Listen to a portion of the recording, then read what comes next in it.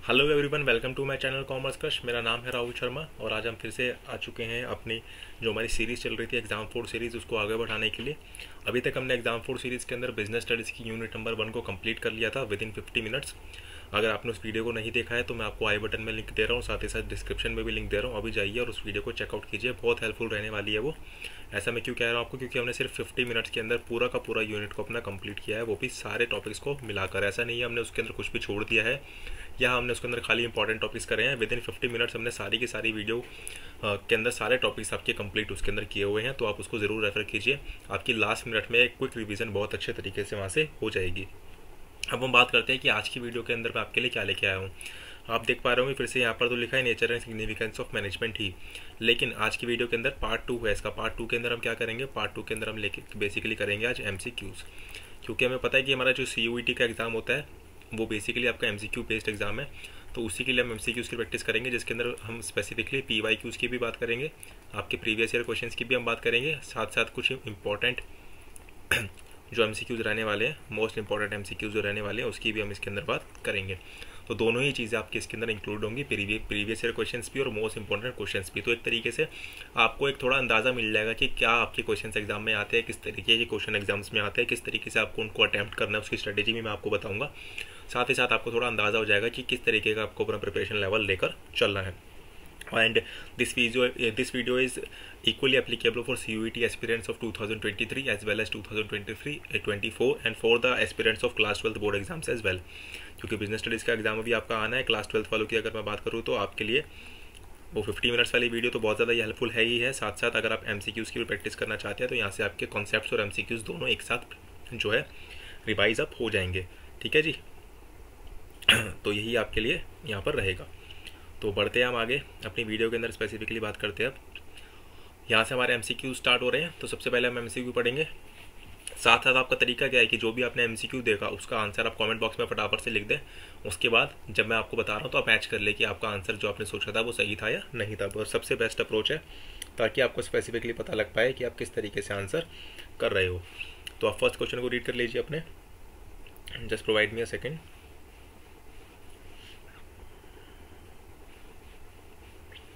Just provide me a second जी। Okay, so question number 1 is from the following identify which one is not the feature of management. ध्यान से पढ़ना है, आपको MCQs में ऐसे ही परेशान करते हैं आपको। यहाँ पर आपसे क्या बोला है, not the feature of management as an art. Management as an art का कौन सा फीचर नहीं है, आपको ये बताना है। कई बार बच्चे क्या करते हैं, बस फटाफट से पढ़ लेंगे कौन सा फीचर है, फर्स्ट देखा सही लगा सही कर दिया, वहीं पर आपकी गलती हो जाती है। ऑप्शन है आपके पास, option number A based on practice and creativity, next universal validity, next personalized application and the last one is existence of theoretical knowledge. तो जब हमने आर्ट के बारे में पढ़ा था तो हमने स्पेसिफिकली बात करी थी it is based upon practice and creativity, कि आर्ट के अंदर जो भी आपके पास स्किल सेट होता है उसकी आप प्रैक्टिस करते हो, उसको आप प्रैक्टिकलिटी में यूज़ करते हो, और क्रिएटिविटी तो होती ही होती है। स्किल्स आपके पास जब भी होंगे तो वो आपकी क्रिएटिविटी के थ्रू होंगे और आप उसके अंदर और क्रिएटिव चीज़ें भी कर सकते हो। सो ये तो आपका आंसर है। पर्सनलाइज्ड एप्लीकेशन भी होती है और साथ ही साथ एग्जिस्टेंस ऑफ थियोरेटिकल नॉलेज भी होती है, जिसको प्रैक्टिकल नॉलेज के अंदर आप कन्वर्ट करते हो। इसका मतलब यूनिवर्सल वैलिडिटी जो आपका आंसर बचता है वो आपका क्या होगा आंसर, क्योंकि जो आपका आर्ट होता है that is not universal valid. Universally valid नहीं होता। क्यों नहीं होता, क्योंकि हर किसी का जो स्किल सेट होता है, अगर मैं बात करूँ तो हर किसी का जो स्किल सेट होता है वो अलग अलग होता है। और जो भी हम थियोरेटिकल नॉलेज गेन करते हैं, जो भी हम थियोरेटिकल नॉलेज को गेन करते हैं उसको हर कोई अप्लाई अलग तरीके से करता है, उसको हर कोई अप्लाई अलग तरीके से करता है। फॉर एग्जांपल छोटा सा एग्जांपल है, 12th क्लास की अगर आप एग्जाम मेरी फर्स्ट वीडियो देखें तो हर कोई सीखेगा तो उससे सेम चीज़, लेकिन उसको एग्जाम के अंदर जब आपको लिखना होगा तो हर कोई उसको अलग अलग तरीके से लिख कर आएगा। ठीक है, तो थियोरेटिकल नॉलेज तो हमें सेम मिलती है, लेकिन हम उसको प्रैक्टिकल नॉलेज में हर कोई अलग तरीके से कन्वर्ट करता है। तो आपका फर्स्ट क्वेश्चन का आंसर क्या था, universal valid. Moving to the next question, that is identify the force that binds all the functions of management and ensures that all actions are aimed at achieving the goal of the organization. कौन सा ऐसा force है, कौन सा ऐसा force है जो सारे फंक्शंस ऑफ मैनेजमेंट को बाइंड करता है, मतलब एक साथ लेके आता है और एंश्योर करता है that actions are aimed at achieving the goals of the organisation. Option है आपके पास, ऑप्शन है आपके पास प्लानिंग, कंट्रोलिंग, स्टाफिंग और कोऑर्डिनेशन। फटाफट से आंसर कीजिए, क्या आंसर होना चाहिए इसका।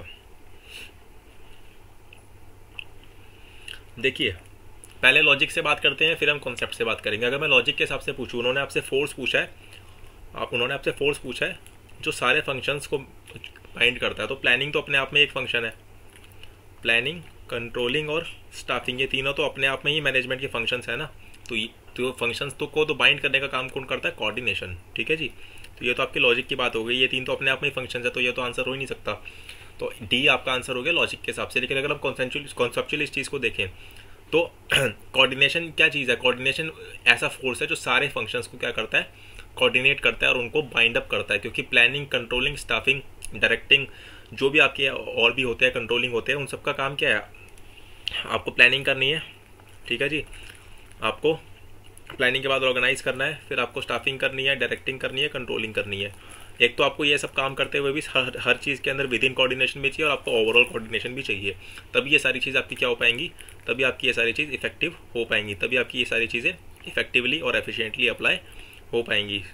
That's why coordination is that force which binds all the functions of management and ensures that actions are aimed at achieving the goals of the organization. ठीक है जी, दो क्वेश्चन हो चुके हैं। आते हैं हम क्वेश्चन नंबर 3 पे। इस तरीके के क्वेश्चन भी आते हैं आपके केस स्टडी बेस्ड, जिसको कहते हैं, जिसको पढ़ने में टाइम भी जाता है, इसलिए आपको सीखना है कि किस तरीके से आपको ब्रेकअप करना है। क्वेश्चन का ब्रेकअप करना है, वैसे ब्रेकअप नहीं करना।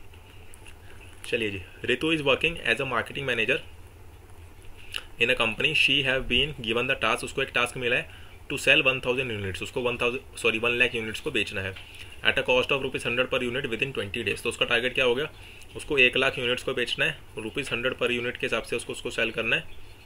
और ये काम उसको कितने दिनों में करना है, ये काम उसको 20 डेज के अंदर कंप्लीट कर लेना है। She is able to sell all the units within the stipulated time. तो उसने 20 दिन के अंदर सारी यूनिट्स को सेल कर दिया, but had to sell last 1000 units at 20% discount.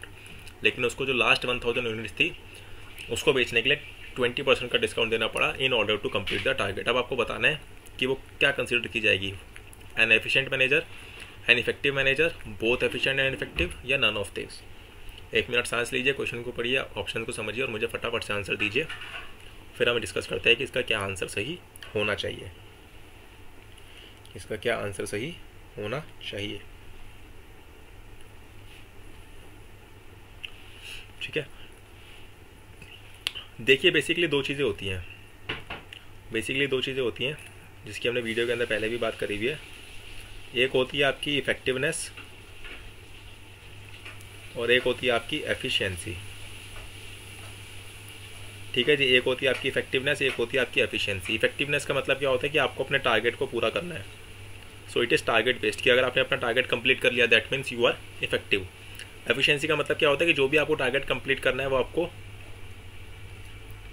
वो आपको मिनिमम कॉस्ट या मिनिमम रिसोर्सेज के साथ ही पूरा करना है।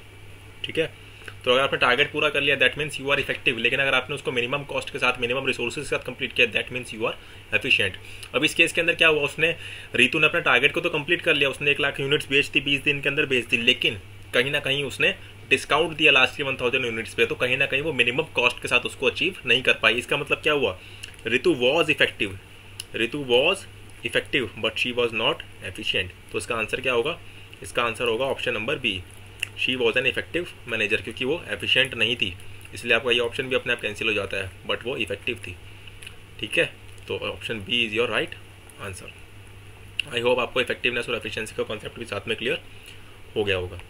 फटाफट से चलते हैं हम अपने नेक्स्ट क्वेश्चन पे, दैट इज क्वेश्चन नंबर 4।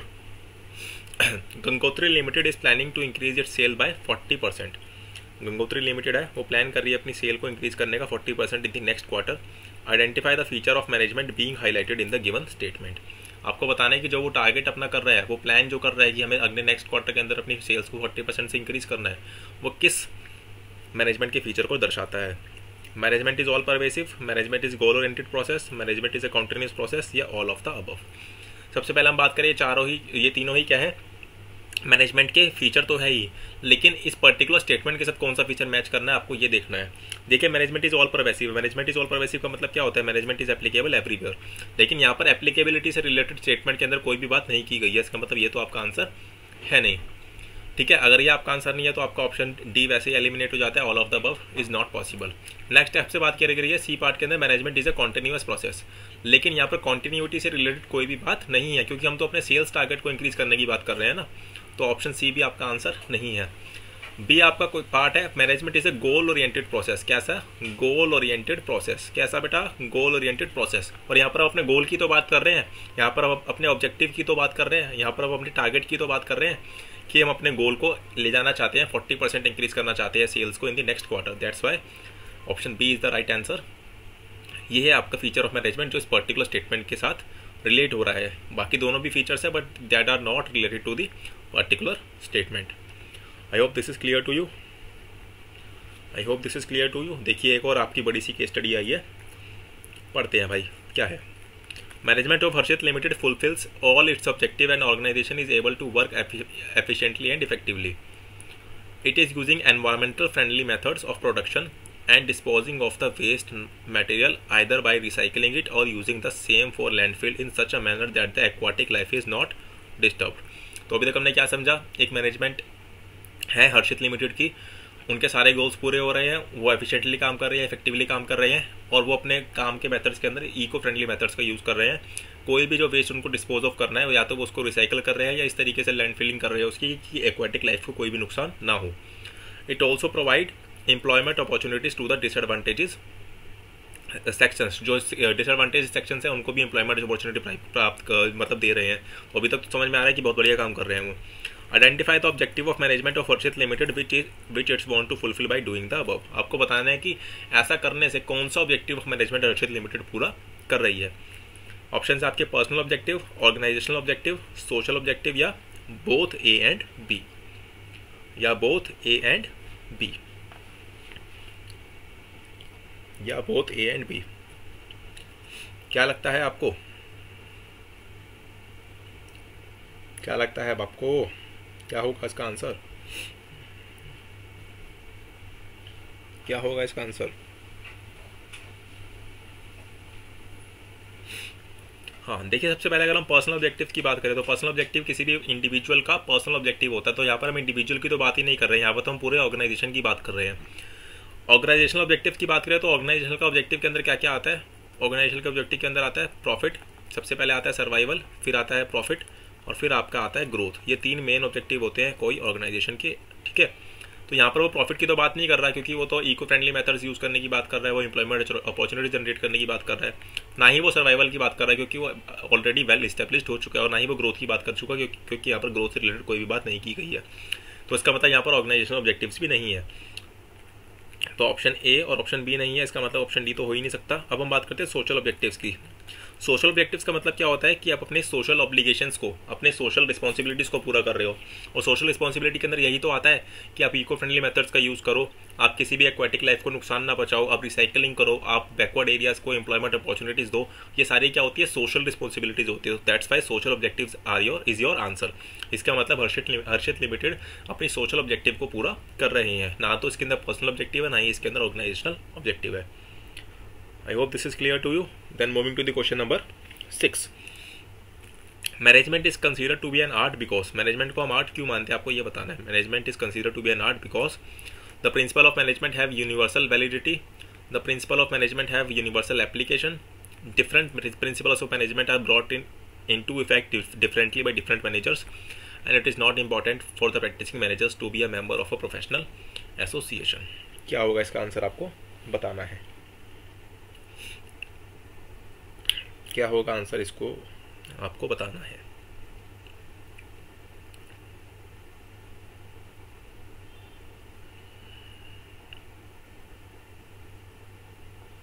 देखिए सबसे पहले हम बात करें, दो चीज़ें हैं यहाँ पर आपकी, एक तो यूनिवर्सली वैलिड और एक यूनिवर्सल एप्लीकेशन। ठीक है, यूनिवर्सल एप्लीकेशन का मतलब जो अप्लाई होता है, जो एप्लीकेबल है, और वैलिडिटी का मतलब जो वैलिड की बात कर रहे हैं। दोनों ही चीज़ें आपकी आर्ट के अंदर नहीं आती, ना तो यूनिवर्सल वैलिडिटी आती, हमने 2-3 क्वेश्चन पहले ही इसकी बात करी थी, और यूनिवर्सली एप्लीकेबल तो होता ही नहीं है। ठीक है, तो ये दोनों चीज़ तो है नहीं। साथ ही अगर हम बात करें पॉइंट डी को, अगर आप ध्यान से देखो तो प्रैक्टिसिंग मैनेजर की बात करें, वो भी प्रोफेशनल एसोसिएशन की, तो ये किसके अंदर आता है आपका, ये आपका प्रोफेशन के अंदर आता है। इसका मतलब आर्ट के अंदर तो इसका भी कोई काम नहीं है। हम बात करते हैं पॉइंट सी की, different principles of management are brought into effect differently by different managers. अभी हमने 2 स्लाइड पहले ही बात करी थी कि आर्ट का मतलब क्या होता है, कि आपके पास थ्योरेटिकल नॉलेज तो सेम है, लेकिन जब आप उसको प्रैक्टिकल नॉलेज के अंदर कन्वर्ट करते हो तो उसको उसका इफेक्ट जो होता है वो हर इंसान का अलग तरीके से आता है, और यही यहाँ पर आपको लिखी गई है। बात के प्रिंसिपल ऑफ मैनेजमेंट तो सेम ही है, लेकिन जब उसको इफेक्ट में लाया जाता है तो हर मैनेजर उसको अलग तरीके से इस्तेमाल करता है। So that's why it is the feature of an art, और ऑप्शन सी आपका इसी कारण से क्या हो जाएगा, आंसर हो जाएगा। ठीक है जी, option C is your answer. Clear जी, क्लियर होना भी चाहिए, क्लियर होना भी चाहिए। आ जाइए अपने नेक्स्ट क्वेश्चन पे, that is question number 7। Which of the following statements does not pertain to middle level management. आपको बताना है डज नॉट, ध्यान से समझना है क्या लिखा है, डज नॉट, कौन सा मिडिल लेवल मैनेजमेंट से रिलेटेड नहीं है। फर्स्ट है आपका, they all are responsible for the activities of the operational managers, they are responsible for the welfare and survival of the organisation, the interpreter the policies made by the top level managers and to cooperate with the other departments for smooth running of the organization। ठीक है, बारी बारी से देखते हैं। देखिए, they are responsible for all the activities of operational managers, ये तो होता है, ठीक है, ये तो मिडिल लेवल मैनेजमेंट का काम होता है। They interpret the policies made by top level managers, ये भी काम होता है उनका, क्योंकि जो टॉप लेवल मैनेजमेंट पॉलिसीज बनाएगा उनको इंटरप्रेट करेगा मिडिल लेवल मैनेजमेंट, फिर वो इंप्लीमेंट करवाएगा लोअर लेवल मैनेजमेंट से, तो ये भी मिडिल लेवल मैनेजमेंट का ही काम होता है। And to cooperate with other departments, ये भी तो काम इसी का है ना, कि अदर डिपार्टमेंट्स के साथ कोऑपरेट करना था कि कोऑर्डिनेशन बनी रहे और ऑर्गेनाइजेशन स्मूथली चलती रही, तो ये भी इसका काम होता है। लेकिन they are responsible for the welfare and survival of the organisation, ये मिडिल लेवल मैनेजमेंट का काम नहीं होता। ये किसका काम होता है, किसका काम होता है बेटा, ये टॉप लेवल मैनेजमेंट का काम होता है, ये टॉप लेवल मैनेजमेंट का काम होता है, to ensure the survival and to ensure the welfare of the organisation. ये दोनों काम किसके होते हैं, ये दोनों ही काम टॉप लेवल मैनेजमेंट के होते हैं। ठीक है जी, चलिए जी चलते हैं आगे। नेक्स्ट है आपका question number 8। The main task of this level of management is to determine the overall organisational objectives and strategies for their realisation. Overall organisational objectives को बनाना और स्ट्रेटेजीज को रियलाइज करना किसका काम है, आपको बताना है। ऑप्शन है आपके पास, operational, middle, first line managers या टॉप लेवल मैनेजमेंट। ऑपरेशनल का तो काम है नहीं, हम सबको पता। ऑपरेशंस का तो काम क्या है, जो भी उनको टास्क मिला उसको कंप्लीट करना। मिडिल लेवल मैनेजमेंट का काम है कि जो भी टॉप लेवल मैनेजमेंट ने स्ट्रेटेजीज बनाई है उसको इंटरप्रेट करना और उसको इंप्लीमेंट कराना। फर्स्ट लाइन मैनेजर्स का भी काम ये नहीं है, तो ये काम किसका है जी, टॉप लेवल मैनेजमेंट का काम है। टॉप लेवल मैनेजमेंट का काम है कि वो ऑब्जेक्टिव्स को बनाए और स्ट्रेटेजीज को रियलाइज करें। ठीक है जी, तो इसका आंसर हो जाएगा आपका option D, top level management. Moving to the next question, that is question number 9 आज के लिए। नंबरिंग यहाँ पर अलग है क्योंकि हमने अलग अलग जगह से क्वेश्चंस लिए हैं, कुछ PYQs है, कुछ हमने क्रेडिट दिया हुआ है जिससे भी लिए। ठीक है, विच of the following statement is not true, तो ट्रू नहीं बताना आपको, जो नॉट ट्रू है फॉर लोअर लेवल मैनेजमेंट, जो लोअर लेवल मैनेजमेंट के लिए सही नहीं है वो आपको बताना है। First one is analyse the business environment and its application for the survival of the business. ये काम किसका होता है, बिजनेस एनवायरनमेंट को एनालाइज करना काम किसका होता है, टॉप लेवल मैनेजमेंट का काम होता है। To ensure the quality of the output, they strive to reduce the wastage of resources and they ensure the safety standards are maintained within the organisation. तो ये तीनों ही काम किसके होते हैं जी, ये तीनों काम आपके होते हैं लोअर लेवल मैनेजमेंट के। ये तीनों काम आपके होते हैं लोअर लेवल मैनेजमेंट के। क्या क्या काम होते हैं, सबसे पहला काम होता है कि जो भी आपकी आउटपुट बन रही है उसकी क्वालिटी बढ़िया हो। सेकेंड काम होता है कि वेस्टेज को क्या करे, वेस्टेज को कम से कम करे, मिनिमाइज करे। और थर्ड काम क्या होता है, सेफ्टी स्टैंडर्ड्स का ध्यान रखे, सेफ्टी स्टैंडर्ड्स का ध्यान रखे। ये तीनों काम होते हैं लोअर लेवल मैनेजमेंट के। लेकिन ये सबसे पहला काम जो है सर्वाइवल देखना बिजनेस का, इन बिजनेस एनवायरनमेंट को एनालाइज करते हुए और उसके लिए पॉलिसीज लाते हुए, इसका काम किसका होता है, टॉप लेवल मैनेजमेंट का काम होता है। इसलिए जो आपका आंसर है वो क्या हो जाएगा, ऑप्शन नंबर ए। नेक्स्ट आपका आता है आज का क्वेश्चन नंबर 10। क्वेश्चन नंबर 10 क्या है जी आपका, successful organisation do not achieve goals by chance but by following a deliberate process. वो कहना चाह रहा है कि जो भी सक्सेसफुल ऑर्गेनाइजेशन होते हैं वो तुक्के से या बाय चांस जो है अपने गोल्स को अचीव नहीं करते, उसके लिए उनको एक डेलिब्रेट प्रोसेस को फॉलो करना पड़ता है और उस प्रोसेस का नाम आपको बताना है। ऑप्शन आपके पास planning, coordination, controlling and management. Planning, coordination, controlling and management. देखिए इसका आसान सा आंसर है कोऑर्डिनेशन। ऐसा क्यों है? क्योंकि प्लानिंग तो ज़रूरी है, सही बात है, कंट्रोलिंग भी ज़रूरी है, सही बात है, और मैनेजमेंट भी ज़रूरी है, बिल्कुल सही बात है, लेकिन ये तीनों ही चीज़ करने के लिए भी आपको क्या चाहिए? ये तीनों चीज़ें करने के लिए भी आपको कोऑर्डिनेशन चाहिए, क्योंकि अगर आपके प्लानिंग में कोऑर्डिनेशन नहीं होगी तो आपके प्लान्स ठीक तरीके से फॉर्मुलेट नहीं होंगे, मैनेजमेंट में नहीं होगी तो फिर तो आपको कोई भी फंक्शन नहीं हो पाएगा, कंट्रोलिंग के अंदर आपकी अगर कोऑर्डिनेशन नहीं होगी तो कहीं ना कहीं आप करेक्टिव मेजर्स ढंग से नहीं ले पाओगे। So coordination is the essence of management, कि आपको कोई भी मैनेजमेंट का कोई भी फंक्शन परफॉर्म करना है तो आपको कोऑर्डिनेशन चाहिए ही चाहिए। That's why coordination is the right answer. 10 question हमारे हो चुके हैं, फटाफट से बढ़ते हैं अपने क्वेश्चन नंबर 11 पे। ऑलमोस्ट 25 क्वेश्चन हम आज यहाँ पर करने वाले हैं, मज़ा आएगा साथ में। चलिए जी बढ़ते हैं क्वेश्चन नंबर 11 पे। Coordination is considered to be the essence of management because, अभी आपको बताया था लास्ट स्लाइड पे कि कोऑर्डिनेशन को हम एसेंस ऑफ मैनेजमेंट कहते हैं, उन्होंने आपसे पूछ लिया क्यों कहते हैं। First, it is common thread that runs through all the activities within the organization. It is implicit and inherent in all functions of organization. It is a force that binds all the functions, all of the above. देखिए ये point तो हमने अभी अपनी किसी slide में पढ़ा था कि it binds all the functions of management, तो ये तो इसका फंक्शन होता है, ठीक है। Next, it is implicit and inherent in all functions of organisation, मतलब कि ये हर फंक्शन के लिए चाहिए ही चाहिए। ये हमने लास्ट स्लाइड के अंदर पढ़ा कि coordination is very much important in all the functions of the organisation. And the first one is it is common thread that runs through all the activities within the organisation. बिल्कुल सही है, common thread का काम करता है। इसका मतलब इसका आंसर क्या हो जाएगा जी? इसका आंसर हो जाएगा ऑल ऑफ द अबव।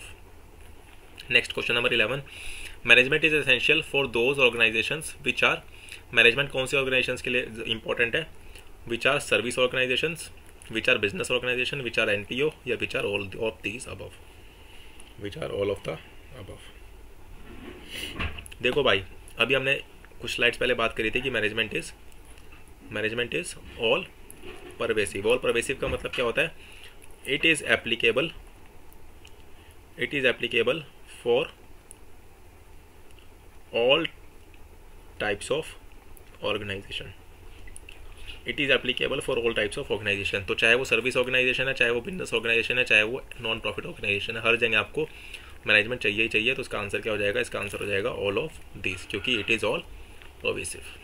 चलिए जी ठीक है, फटाफट से हमने अपने 12 क्वेश्चंस कंप्लीट कर लिया, अब कर लिए हैं। अब हम आते हैं अपने क्वेश्चन नंबर 13 पे। Which of the following statement is not relevant to the concept of management as an inexact science? आपको बताना है कौन सा स्टेटमेंट इसमें से ये चीज़ को नहीं डिनोट कर रहा है कि मैनेजमेंट एक इनएग्जैक्ट साइंस है। 4 ऑप्शन आपके पास। पहला ऑप्शन है management involves dealing with human behaviour and outcomes can not be predicted with utmost accuracy. The principles of management lack universal applicability. The principle of management lack universal validity, and the principles of management have to be modified according to the given situation.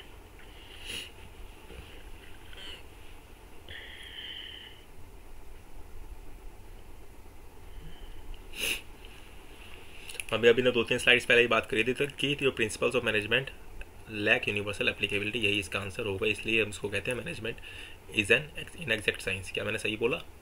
बताओ, मैंने सही नहीं बोला, क्योंकि आपको यहाँ पर क्या बताना है? Not relevant. ठीक है, तो नॉट रेलिवेंट आपका ये वाला है, ये भी रेलिवेंट है, ये भी रेलिवेंट है और ये भी रेलिवेंट है। These 3 are relevant and point B is not relevant, that's why point B is the answer. चलते हैं अपने नेक्स्ट क्वेश्चन पे, that is question number 13। How many dimensions are there in management? एक मैनेजमेंट की कितनी dimensions होती है? एक मैनेजमेंट की कितनी डायमेंशंस होती है? 2, 6, 3 या 4? देखिए एक मैनेजमेंट के अंदर अगर हम बात करें तो 3 डायमेंशंस होती है। यहाँ पर होता है आपका टॉप लेवल मैनेजमेंट, यहाँ पर होता है आपका मिडिल लेवल मैनेजमेंट और यहाँ पर होता है आपका लोअर लेवल मैनेजमेंट। तो कितनी डायमेंशंस होगी टोटल? आपकी टोटल नंबर ऑफ डायमेंशंस हो गई आपकी 3। So option C is your right answer of question number 13। Moving on to the question number 14। People of the organisation carry out diverse task with the aim of. एक organisation के अंदर जो people होते हैं वो अलग अलग डाइवर्सिफाइड टास्क करते हैं। क्यों करते हैं? क्या मेन ऑब्जेक्टिव होता है उनका? Different objectives, common objectives, both of the above या नन ऑफ द अबव? इसका आंसर है कॉमन ऑब्जेक्टिव्स, क्योंकि उनके ऑब्जेक्टिव्स कैसे होते हैं, कॉमन ऑब्जेक्टिव्स होते हैं। ठीक है, क्योंकि उनके ऑब्जेक्टिव्स कैसे होते हैं जी, कॉमन ऑब्जेक्टिव्स होते हैं, उनके कॉमन ऑब्जेक्टिव्स होते हैं। Okay, moving to the question number 15, the functions of management relating to laying down the foundation for carrying out the other functions of the management successfully called staffing, planning, controlling या organizing. Staffing, planning, controlling और organizing. The function of management relating to laying down the foundation of carrying out the other functions. Foundation तैयार करना ताकि बाकी functions को आप perform कर पाओ। तो ऐसा काम तो सिर्फ कहाँ होता है, प्लानिंग के अंदर ही होता है, क्योंकि प्लानिंग के अंदर आप क्या डिसाइड करते हो, प्लानिंग के अंदर आप दो चीज़ें डिसाइड करते हो। पहला आप करते हो व्हाट टू डू, एंड दूसरा आप डिसाइड करते हो हु विल डू इट। ठीक है, तो पहला आप डिसाइड करते हो व्हाट टू डू, दूसरा आप डिसाइड करते हो हु विल डू इट, और प्लानिंग के बेसिस पे ही आप बाकी फंक्शंस परफॉर्म करते हो, चाहे वो ऑर्गेनाइजिंग है, चाहे वो स्टाफिंग है, चाहे वो कंट्रोलिंग है। सो मैनेजमेंट के अंदर आपका प्लानिंग ऐसा फंक्शन होता है जिसके बेसिस पर आपके बाकी फंक्शंस कैरी आउट होते हैं।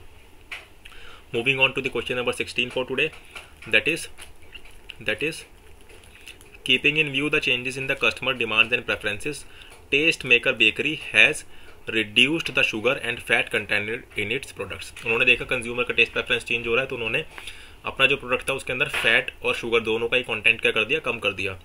This approach of business shows that management is, क्या बताता है कि मैनेजमेंट क्या है, इंटेंजिबल फोर्स है, डायनामिक फंक्शन है, ग्रुप एक्टिविटी है और मल्टी डायमेंशनल एक्टिविटी है, या मल्टी डायमेंशनल एक्टिविटी है।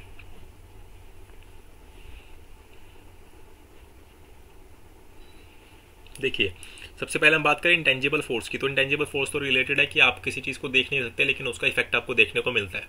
ठीक है, ग्रुप एक्टिविटी की बात करें तो आपकी ग्रुप एक्टिविटी से रिलेटेड है। ठीक है, ये आपकी मल्टी डायमेंशनल की बात करें तो उसके अलग अलग डायमेंशन होते हैं। ठीक है, यहाँ पर सबसे रेलिवेंट पॉइंट आपका क्या है, डायनामिक फंक्शन, क्योंकि डायनामिक का मतलब क्या होता है, डायनामिक का मतलब क्या होता है कि आप चेंजेस को क्या करते हो, अडेप्ट करते हो। अगर आपकी चेंजेस को लेकर अडेप्टेबिलिटी है तो हम आपको बोलेंगे कि आप डायनामिक हो। और यहाँ पर आपको डायनामिक चीज़ें तो बता रखी है कि कस्टमर के टेस्ट एंड प्रेफरेंस चेंज हुए और आपने अपने प्रोडक्ट लाइन को उसके हिसाब से चेंज कर लिया कि आपने शुगर और फैट का कंटेंट कम कर दिया। इसका मतलब आपने चेंजेस को क्या किया, अडेप्ट किया, आपने चेंजेस को क्या किया, अडेप्ट किया। दैट्स वाई आपका बी आंसर है, management is a dynamic function. ठीक है, जो चेंजेस को अडेप्ट करता है तभी वो मार्केट के अंदर सर्वाइव कर पाएगा। Moving on to the question number 17, management contains in a series, just a second, in a series of interrelated functions that include organizing, planning, directing या all of the above। Management की जो एक continuous series है उसके अंदर क्या क्या आता है, सारी चीज़ें आती हैं। ऑर्गेनाइजिंग भी आता है, प्लानिंग भी आता है, डायरेक्टिंग भी आता है, कंट्रोलिंग भी आता है, स्टाफिंग भी आता है। ठीक है, तो उसका आंसर क्या हो जाएगा, ऑल ऑफ द अबव। आसान सा क्वेश्चन था। Question number 18, Which level of management serves as a link between top level management and first line managers?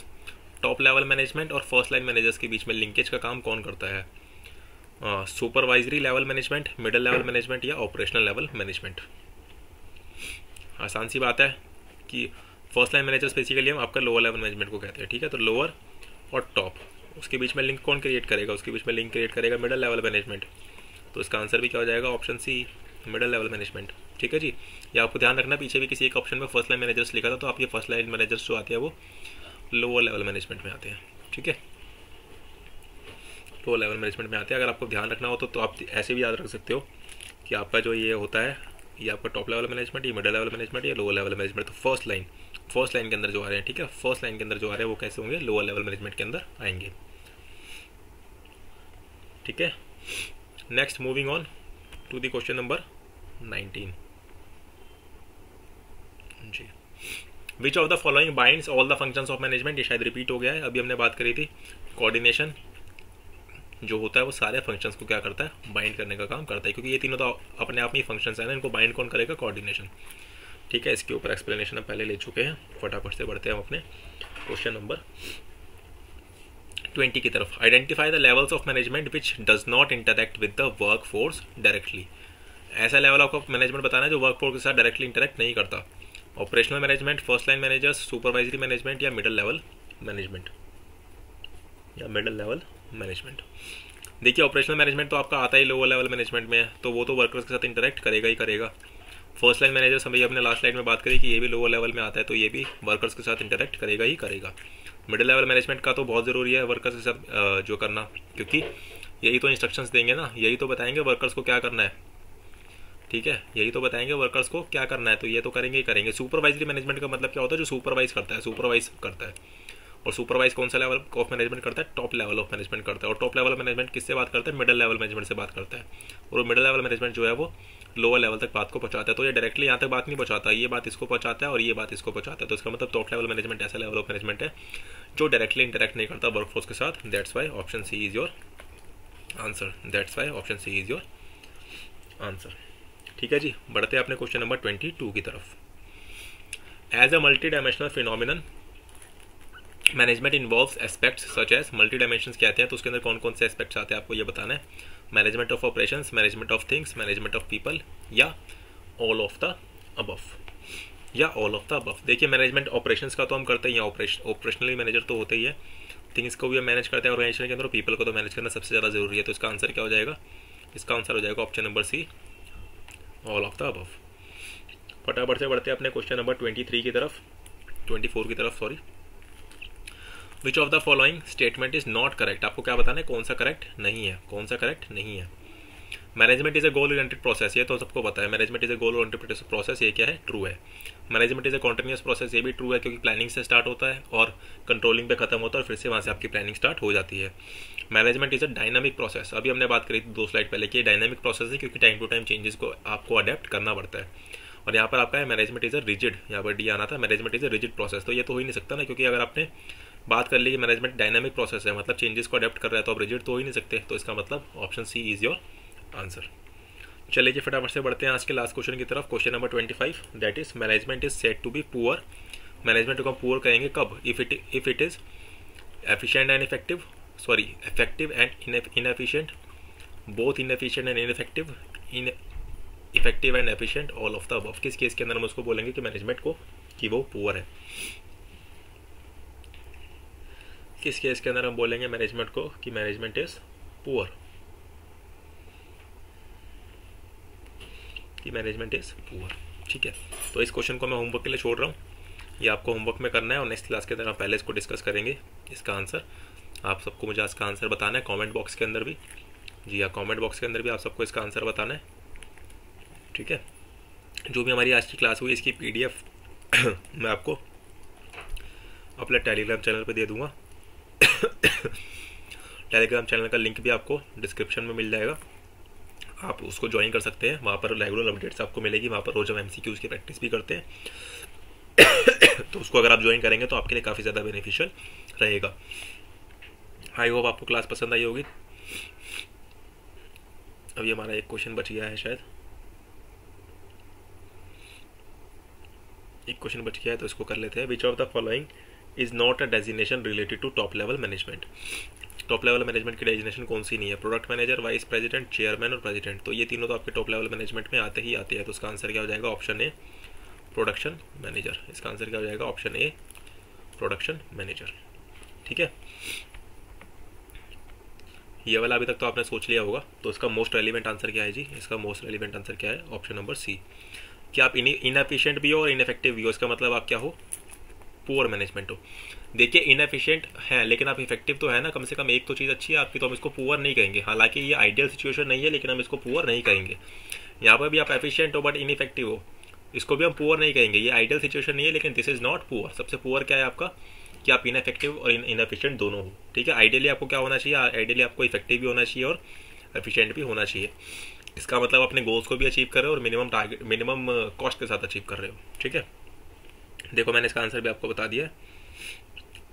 Thank you so much for joining the session. जिसको भी session अच्छा लगा हो वो video को लाइक करके एक थम्सअप देना, वीडियो को लाइक करके एक थम्सअप देना, शेयर करना अपने दोस्तों के साथ, अपने फ्रेंड के साथ, अपने रिलेटिव्स के साथ। जो भी CUET एस्पिरेंट है या क्लास 12 के एग्जाम्स देना चाहता है, दोनों के लिए ही ये वीडियोस इक्वली एप्लीकेबल है, तो आप ऐसे लोगों को ज़रूर वीडियो शेयर करना। तीसरी बात अगर मैं आपसे करूँ तो आप मेरे टेलीग्राम चैनल को ज़रूर ज्वाइन करना, जहाँ पर आपको ना सिर्फ इस वीडियो की PDF मिलेगी, बाकी आपको बाकी जो नोट्स है वो भी वहाँ पर मिल जाएंगे।